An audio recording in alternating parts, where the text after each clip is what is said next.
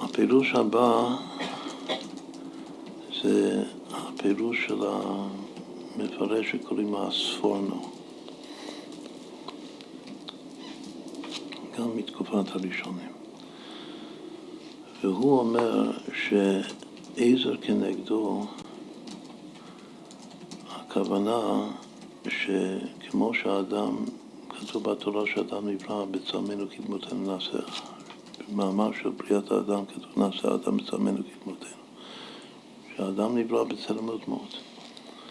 אז עזר כנגדו, הכוונה שהעזר שלו, כאילו הבצוק שלו, של הבן אדם, של הזכר, גם תהיה שווה לו בצלם ודמות. הביטוי שלה. שגם לה יש צלם ודמות שווה לאדם. עכשיו, מה זה מחדש לי? קודם כל, הוא אומר שהמילה כנגדו זה לשון שוויון. כמו בקבלה, שווים בקומתן. שהם שווים. איזה כנגדו?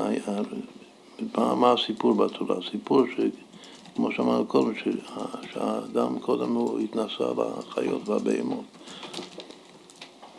ולא נחה דעתו, לא הייתה לו קורת רוח בכלל. אז צריך בת זוג שהיא שווה. ומה השווי? השווי זה לא שווי חיצוני דווקא, זה שווי של צלם ודמות. עכשיו, צלם ודמות אפשר לפרש את זה על צורת הגוף. אבל הפירוש הפנימי של צלם ודמות זה תכונות נפש. הצלם ודמות זה כמו 10 ספירות של הקבלה. אבל בעיקר צלם ודמות זה הולך על הפנימיות של הנפש, שזה השכל.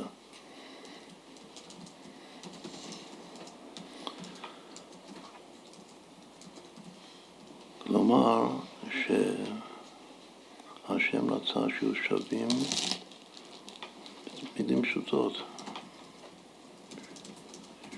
ברמה פנימית, ברמה שכלית, שזה רמה שכלית אלוקית, צלם ודמות, צלם אלוקים, זה דמות אלוקים, שיהיו שווים. ורק אז הזיווג יעלה יפה, וזה נקרא עזר כנגדו.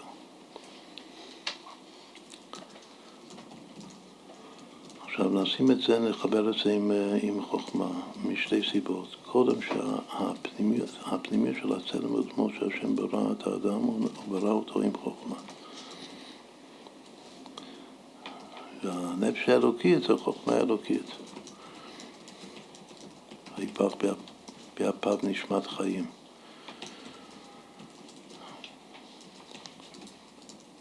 וגם עצם המושג שווים, שווי, שלא ירגישו, הוא אומר שצריך להיות קצת בכל אחד מעלה. מה אמרנו קודם לגבי שכל? אמרנו שבשכל גוף יש חוכמה ובינה, שהאיש הוא החוכמה והאישה היא הבינה. לפי הקבלה יש מושג אמא, אבא ואמא עילאין, שגם אמא עילה היא חלק מאבא עילה.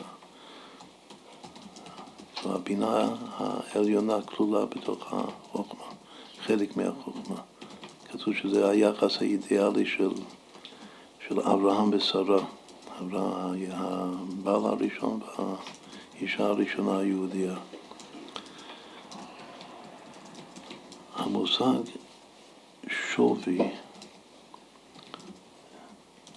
הוא שוויון, זה מושג של חוכמה.